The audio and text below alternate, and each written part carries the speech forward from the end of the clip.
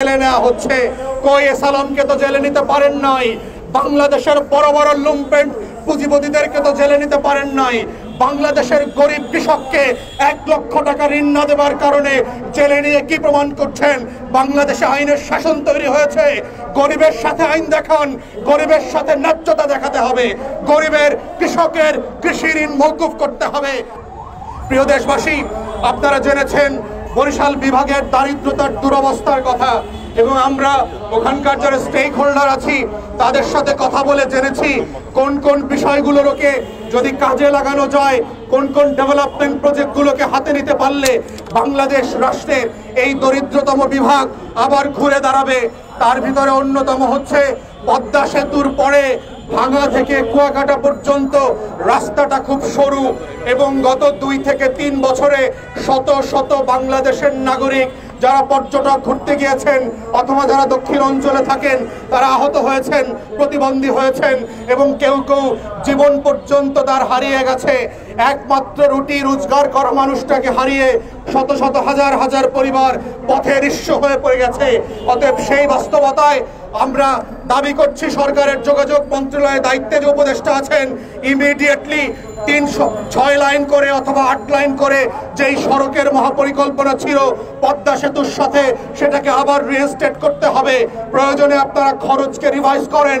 যদি মনে করে থাকেন এখানে লুটপাট হয়েছে, অতিরিক্ত টাকা খরচ করে বাংলাদেশে ব্যবসার রাজনীতি, উন্নয়নের রাজনীতি করা হয়েছে, আপনারা সেটাকে রিভাইজ করে খরচ স্ল্যাশ করে এই বাজেটে এটাকে বরাদ্দ দিয়ে নতুন করে কাজ ইমিডিয়েটলি শুরু করতে হবে আগামী জুন জুলাইয়ের মধ্যে।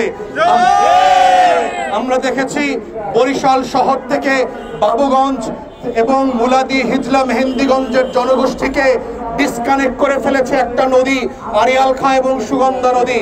আমরা দাবি করেছি, ওই এলাকার অনেক বছরের দাবি ছিল সেই আড়িয়াল খাঁ নদীর উপরে একটা সেতু করা। আমরা দাবি করছি আজকের এই প্রোগ্রাম থেকে আগামী জুন জুলাইয়ের বাজেটে অবশ্যই এই সেতুর জন্য বরাদ্দ দিতে হবে এবং ইমিডিয়েটলি সেটা ভিজিট করে উদ্বোধন করার ব্যবস্থা করতে হবে। আমরা দেখেছি বরিশাল বিভাগের স্বাস্থ্য সেবার অবস্থা বাংলাদেশের অন্যান্য জেলা এবং বিভাগের মতোই একেবারে ভঙ্গুর এবং ভেঙে পড়েছে। বরিশালের সদর হাসপাতাল, বরিশাল মেডিকেল কলেজ হাসপাতাল, বাবুগঞ্জ, মুলাদি উপজেলা কমপ্লেক্স যেটা আমি ভিজিট করেছি, প্রত্যেকটা জায়গায় দেখলাম সাফিসিয়েন্টলি যে স্টাফ থাকার কথা সেটা নাই। বড় বড় ডাক্তাররা অফিস করেন না, সেখানে রোগীদের যাবার মতো ভালো জায়গা নাই।